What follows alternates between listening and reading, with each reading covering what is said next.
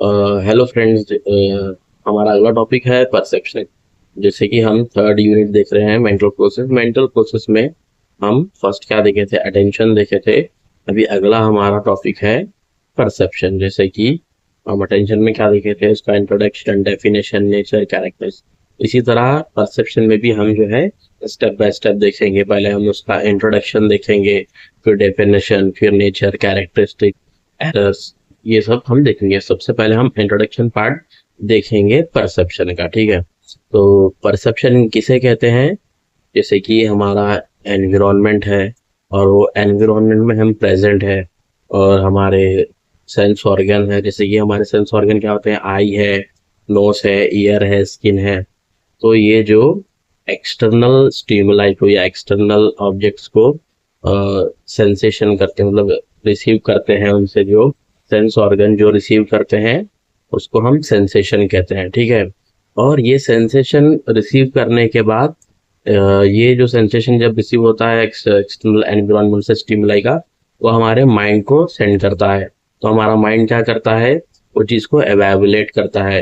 Evaluate करने के बाद, उसको कैलकुलेट करने के बाद एक नतीजे पे पहुंचता है। उस नतीजे को हम क्या कहते हैं, परसेप्शन कहते हैं। और थोड़ा इजी लैंग्वेज में समझने की कोशिश करेंगे। जो एक्सटर्नल एनवायरनमेंट में स्टिमुलाई होती है, उससे जो हमारे सेंस ऑर्गन रिसीव करते हैं सेंसेशन, उससे रिसीव करके माइंड को भेजते हैं, उसे हम परसेप्शन कहते हैं। और हमें ये पता चल रहा है कि सेंसेशन और परसेप्शन दोनों अलग अलग चीजें हैं। सेंसेशन सिर्फ जो स्टिमुलाई से रिसीव करते हैं वहां तक जो है वो हमारा सेंसेशन है। फिर वो सेंसेशन माइंड को जाके इवैल्यूएट करके जो तोल मोल के जब माइंड से आता है उसको परसेप्शन कहते हैं। दोनों अलग अलग चीजें हैं।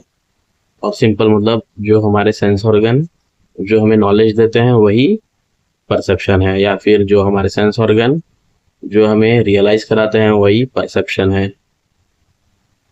अगर से हम डेफिनेशन की बात करें तो डेफिनेशन क्या होता है परसेप्शन का?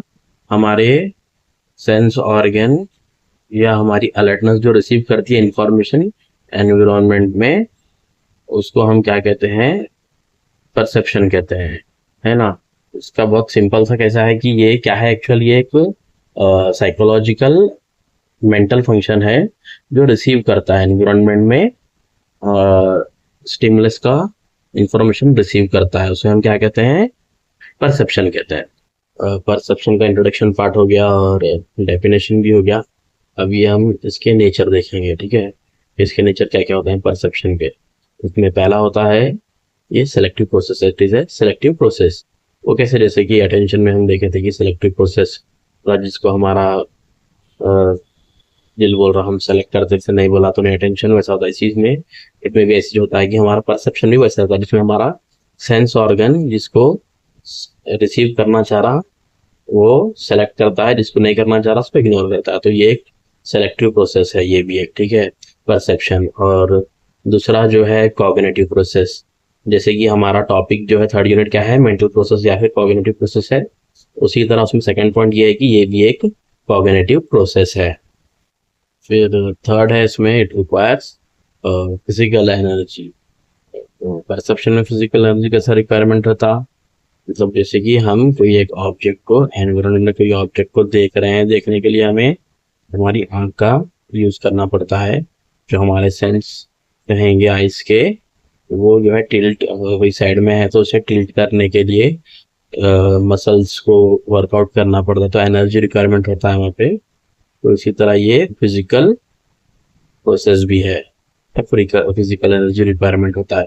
और फोर्थ होता है it requires experience and learning process भी है ये।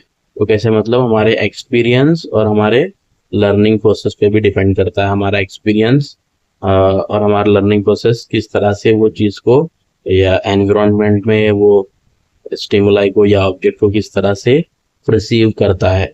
तो ये एक एक्सपीरियंस और लर्निंग प्रोसेस भी है। और नेचर का लास्ट पॉइंट ये है इसका कि ये एक इंडिविजुअल को अलर्ट बनाता है कि वो एक स्टिमुलाई को परसीव कर सके। तो जैसे कि हमारे अंदर ये एक अलर्टनेस लाता है। ये इसका लास्ट पॉइंट है। ये कुछ नेचर हो गए परसेप्शन के।